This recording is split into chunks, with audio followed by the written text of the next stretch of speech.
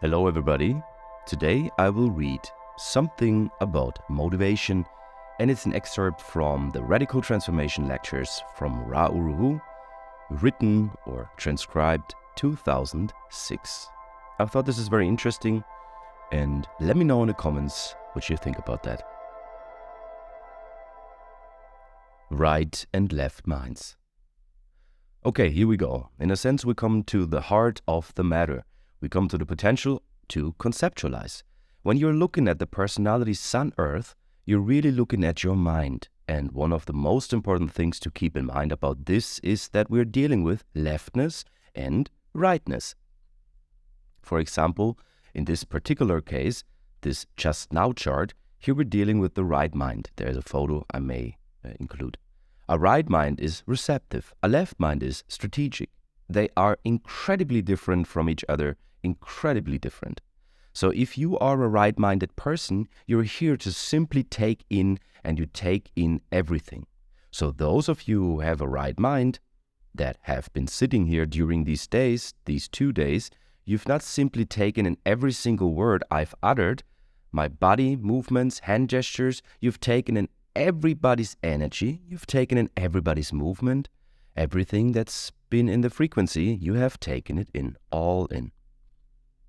Left-minded people, tomorrow, when they think back, they're only going to remember what they focused on. So if you're a left-minded person and I say something that strikes you, you go to that place and just about everything else that is going to happen is going to go by, which is nice that you have a recording for those of you that are left-minded like me, so you can go back and say, oh, I didn't hear that at all. The right-minded person heard everything. The problem with them is they can't go find it. If you're left-minded, the thing you focused on that caught your attention, that you put into your system, you can always go back in your memory and get it. That's the thing that you're focusing on. The rest of the stuff you've long forgotten. If you're right-minded, you're taking in everything, but you can't get it out yourself. It takes somebody else to get it out. This is the whole thing about the right-minded. A right-minded person, the most important thing to understand is what is the intellectual level of your milieu, because if your milieu is bottom floor, so are you, because that is exactly what you're going to express, because it's the only thing that can come out of you. So who is in your life, who you're communicating with as a right-minded person becomes something that's very important. It's important to keep those things in mind, the difference between being left-minded and being right-minded. Those of you who are right-minded, you never have to hear the recording even though you want to, because right-minded people are nervous as hell. They think they missed something. They missed everything. I didn't get anything. They walk out and go, I didn't get anything. I didn't get anything at all. What was that all about? But if somebody the next day asked them a question, it's all there. So it's something to keep in mind. The difference, the left, you'd better have a recording because you were only paying attention to those things strategically that you thought were important for you to pay attention to. And the other things have drifted by. We are all different. The moment we understand our difference and we live with our difference, everything is okay. Motivation brings a quality to your lines. The next thing, when we're looking at the mind, we saw in the way in which we see things, our perspective, that our perspective is conditioned by this movement in the color, this distraction that comes into our perspective. Now, when we're talking about the mind and we look at color in terms of the mind, we're looking at something else. What we are looking at is motivation. We all have lines. If you look at your design and you've got a gate and a line, everybody has lines. Think about those lines in the way in which an actor or an actress thinks about a line. I've probably seen in my lifetime maybe 200 or 300 or 400 Hamlets, different actors playing Hamlet. I've seen high school versions, university versions, film versions, stage versions. I've seen all these same lines, exactly the same lines like you and somebody else who have the same line and the same gate. You've got the same lines, but you're not the same. What makes you different is what you bring to the line. What makes an actor great? Who is the greatest Hamlet? People say Olivier, for example, Sir Laurence Olivier, the greatest Hamlet. Why was he the greatest Hamlet?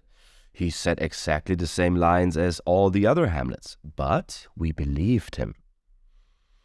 We were right there. This was somebody who gave something to these lines that nobody else gave. You all have lines, but what do you bring to them? What you bring to them is rooted in your motivation, because your motivation brings a quality to that line. If you have a line that says you always do this, the motivation behind it changes the quality of it. It's like when you're saying goodbye to somebody. What's in that? You can be motivated to say goodbye for many reasons, and you can say goodbye that line in many ways. It's what's underneath the line. Seeing turns into thought through the agency of motivation.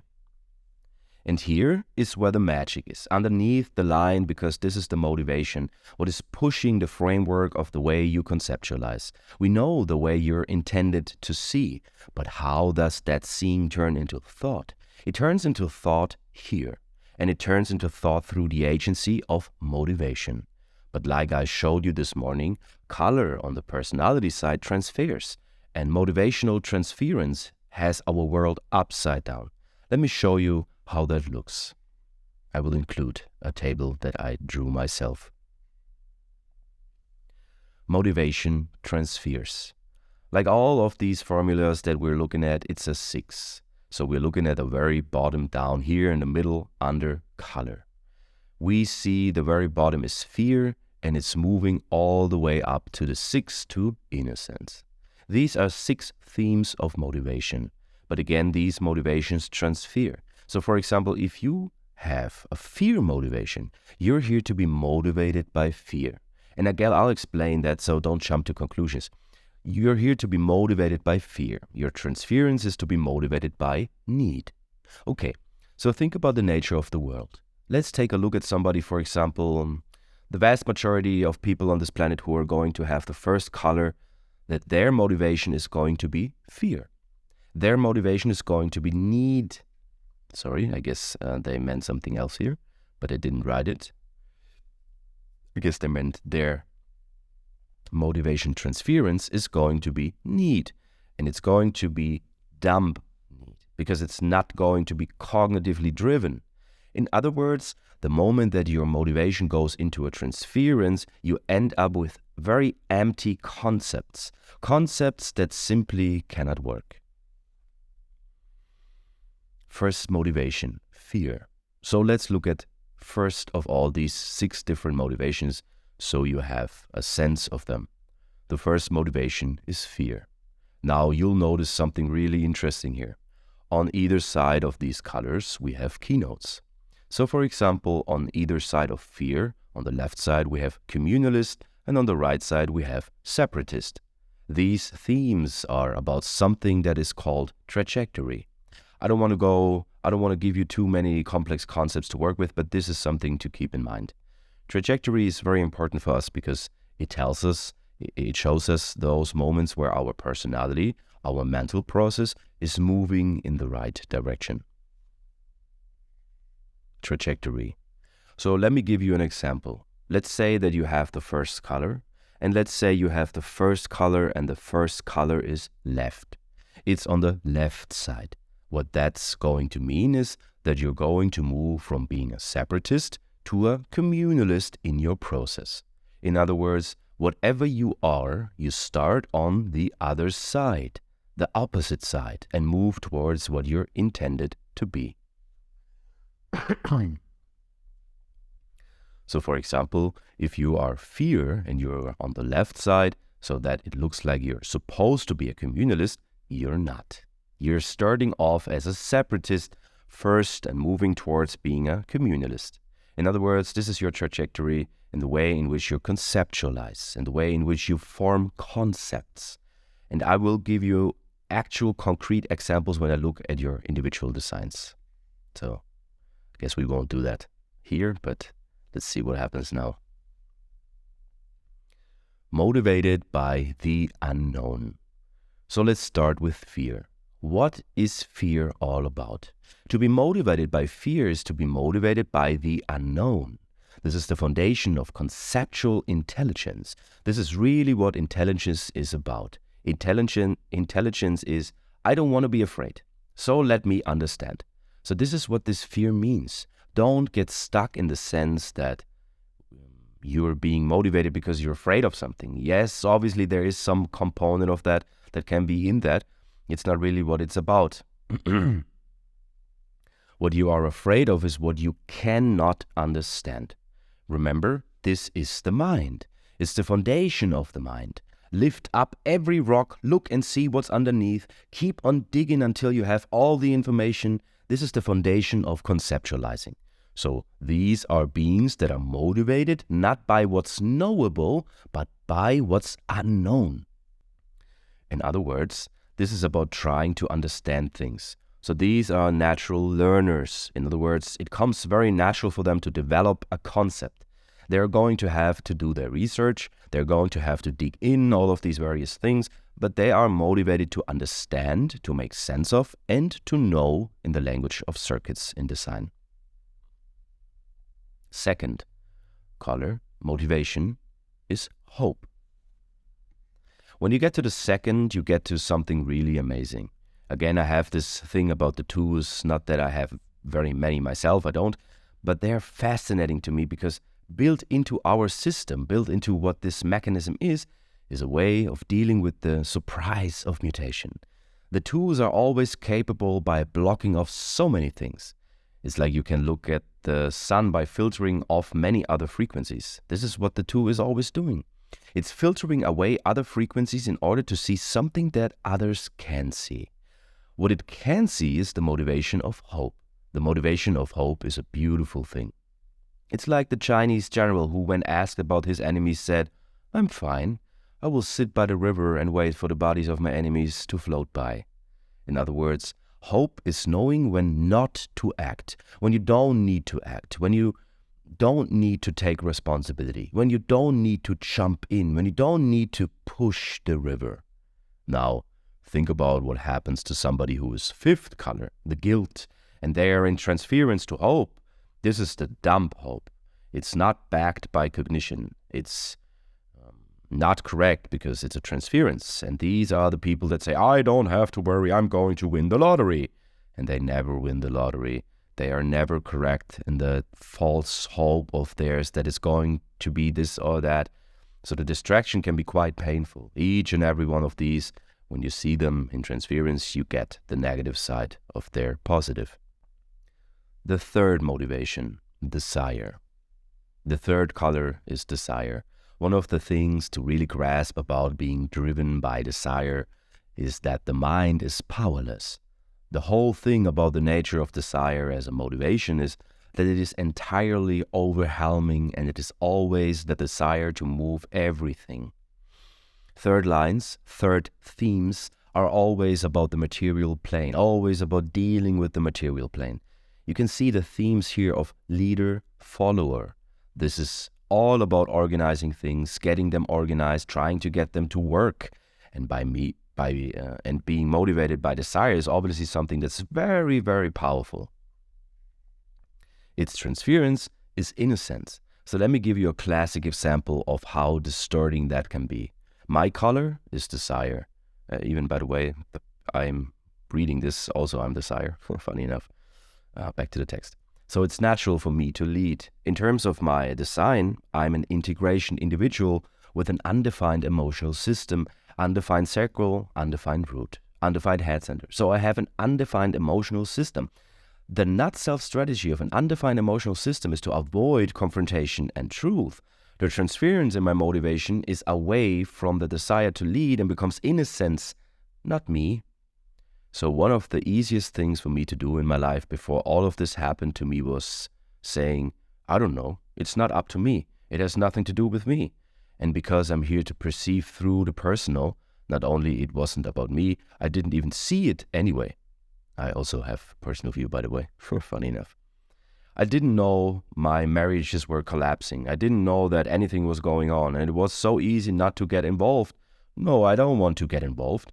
The moment that I don't want to get involved now, boy, there would be something seriously wrong with me. but it is something to understand about the power because it changes the way you think. And when you're not self and you're in transference, your motivation is running your life. My life was being run by Innocence theme with no intelligence behind it, which is just simply saying, stay away from everything and don't get involved. Don't get involved, period. So I didn't get involved. That's what my mind told me to do. That's what I did. So it is something really, really significant when you begin to grasp what this motivation is. Because if you allow it to go into the transference, everything that you are thinking is rooted in that. And obviously, it sets you off on the whole not-self journey. The fourth color, need. Okay, you get to the upper half now, and you get to the fourth color, and you get to need. To be motivated by need. To be motivated by need is very specific. In other words, think about what you have to think about. Think about what needs to be thought about. Don't think about everything. Leave that to the first color people. It's their job to deal with the unknowns. It's their job to figure all of that out. The four is here to be motivated by what is necessary to think about. Now, one of the great diseases on our planet is that 70% of humanity has an undefined head center. 70% of humanity think about things that don't matter. It's one of the real problems we have on the planet is that you've got all this thinking about stuff that doesn't matter, and it really doesn't matter. One of the things to see about being a fourth color person, the fourth color person is here to think about what needs to be thought about. It's not here to think about all these extraneous, whatever this word is, stuff. I don't know what it means, think about all of this stuff. And remember, do without doing and everything gets done. It's not like you have to try to be this. You are this if you allow it to happen. This is the key. Remember, our program today is to be passengers. Transference is the easiest thing to see. It's easier to see than distraction because it's the ultimate conceptualizing process, the conceptualizing process, yeah. And when you see your mental transference at the conceptual level, you really know you've seen something. And again, the question, who's watching? Who's watching? But understanding what you're getting to see is how distorting it is when you transfer into your conceptualizing. The whole way you think, it's distorting. That's why if you follow your mind and you let your mind tell you what to do, you can really see how stupid you are. Once you understand all of this, the idea that you can trust your mind to tell you what you need to know, you can't do that. Anybody who is relying on their mind to tell them what they need to know is automatically in transference. Not only that, they're distracted as well. They're not seeing what they're supposed to see. They're not where they're supposed to be. They're not nourishing themselves the way they're supposed to. They're not going to have a concept that is correct, nor is it based on what they're truly here to see. It's not you. It's not them. The fifth motivation, guilt. The 5, guilt. People don't like this name. This keynote is always funny to me. When I first introduced this one, I was doing the beginnings of Ra psychology. These are fixers. If you've got the 5th color, you are motivated to fix things. Now, yes, guilt does become a part of it. I'm a 5th line, genetic continuity through the numbers. I'm a 5th line. I make my students feel guilty for being ignorant. I do. It's part of it. You're privileged and you should feel really guilty that you're not doing something with this privilege. It's built into what any 5 is going to do. It is how universalizing works. If you don't make them feel guilty, you can't them to fix it. That's what's written here, what to do. So these are fixers. They are the ones who are motivated to get things fixed. And this is what they think about. How can I fix it? The dilemma is that most of the people that are living out this motivation are living it out in transference. They're supposed to be the hope people. They're not supposed to be thinking about how to fix things. These idiots. They're supposed to be there thinking about the way in which it's all just going to unfold. Bless the miracle of life. If you're designed to be motivated by guilt, You are designed to be that fixer. Think about what happens to these people in transference.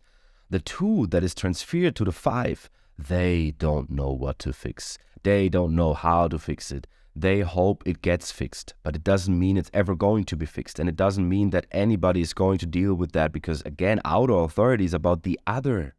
You're seeing as a way in which you can bring your uniqueness and your perspective to the other. You conceptualize it, package it, so you can deliver it to the other. But if the motivation isn't there, if it's not correct, then the power of what it is that you're here to reveal is lost. It's just lost. So if you're going to have a 5th color, this is what it's all about for you. It's about understanding that you're here to think about how things have to be fixed, whatever it happens to be. And again, we'll see it's always going to be related to the gates that are involved. It's going to be related to the lines. There are all these sub-themes, but this is the larger framework to understand what your mind is good for. If you're a 5th color, we know what your mind is good for. It's good for thinking about how you fix the things that you've seen. After all, it's based on your perspective. The magic is seeing the transference. Transference is not bad. I remember when I first started this with the rave psychology students, they all basically saw it very quickly because you do. Once you understand this binary, you can see it very quickly. And they said, but I can't get rid of it, the transference. That was the best joke for me because I said to them, the point is not to get rid of it. The transference is not bad. Again, you have to see our binary nature. We need a counterbalance. Not all things can be fixed. Sometimes you do have to have faith. Sometimes you do have to hope. None of these things can stand on their own because we're dealing with this conceptual Maya where everything is a binary. And it's one of the things to really grasp about us. The thing is to see the transference, to be aware of it, because this is what's important. The moment you're aware of the transference, you've already stepped into another level of consciousness. It is that observer that is seeing the transference, and for the first time you're separating from the mechanics of your personality and actually observing it. You're watching it at work. I see those moments almost every day because, again, mind is mind. I watch my transference all the time. There isn't a day that doesn't go by where my mind says to me, no, don't get involved in that. How easy it is for my mind to go to the transference and say, don't get involved. And of course, there's an advantage for me that the transference exists. If it wasn't for that, not everything has to be confronted. In the same way as a manifestor, I don't have to inform everybody about everything. So there is a balance in a sense that can come into it. But again, I watch the transference all the time. It's always there. It never goes away. The gift is seeing it because every moment that I see that is another affirmation of how powerless and helpless and choiceless I really am as a being. I have no control over those mechanisms. Those students of mine who wanted to be able to get rid of the transference, you can't get rid of the transference. It's just a mechanism. All you can do is see it for what it is. And all you can do is understand what is correct for you in the optimal sense mechanically and watch it emerge because, again, you truly do not have to do anything.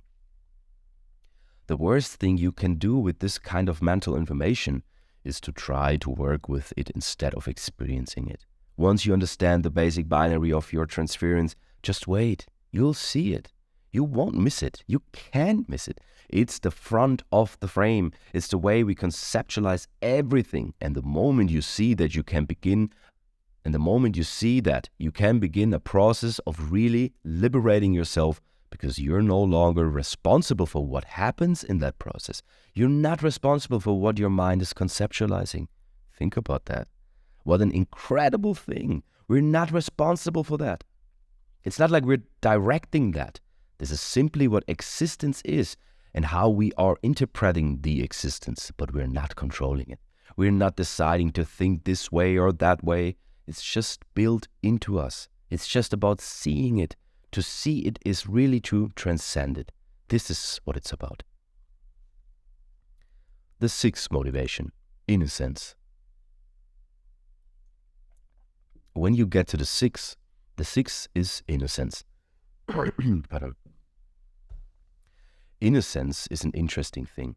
Everybody that is born with a transitional profile, that is, if your profile is 1-4 or a 2-5 or a 3-6 or a 4-1 or a 5-2 or a 6-3, those 6 transitional profiles, you all have personality sun earths that are 6th color.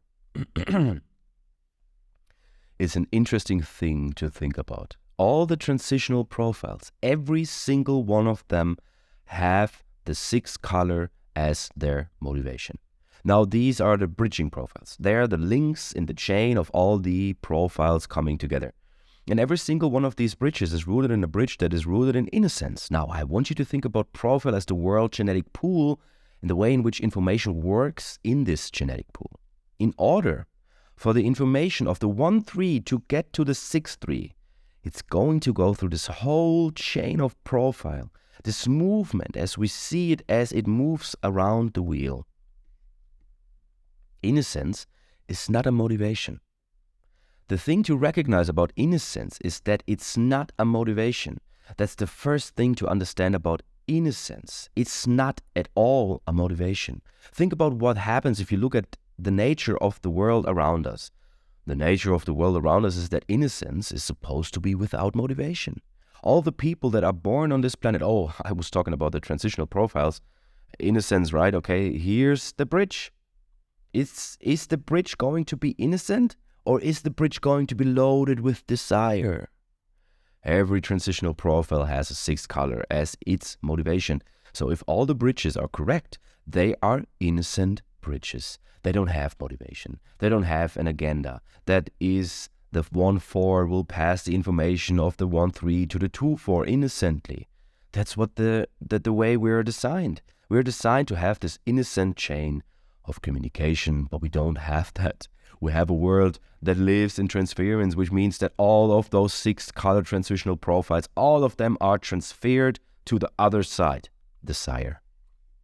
So the 1-4 either is going to want to give an advantage to the communication of the 1-3 or an advantage to the information of the 2-4.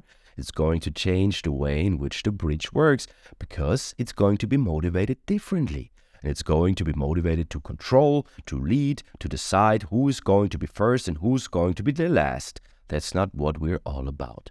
So the way in which the whole community of our species, the links that are there in all of humanity, the bridges that are there, is all rooted here in the 6th color of innocence. So innocence is something that's very special.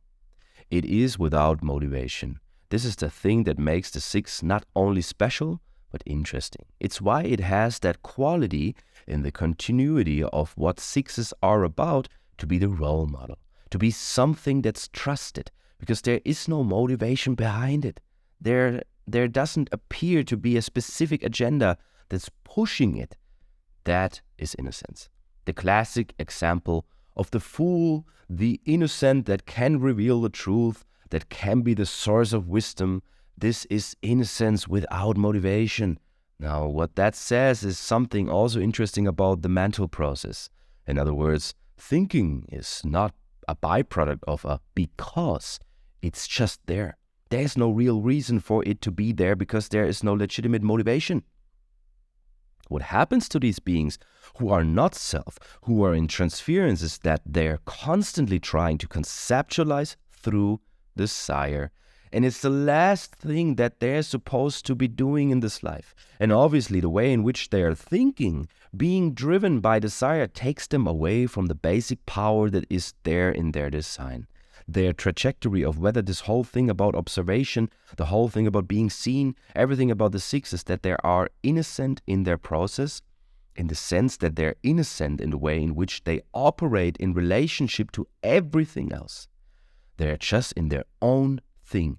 This is the innocence. Like the personal is the perspective of the 6. They're really just in their own thing. And yet, at the same time, it is a frequency that draws others. It is a frequency that draws others because of its innocence, because of the uniqueness of its perception, because the fact that it doesn't seem to be connected to the various power forces that want to move you in one or another way. Okay, that's it. Thank you for listening. If you like it, give it a like, subscribe, and comment. Bye-bye.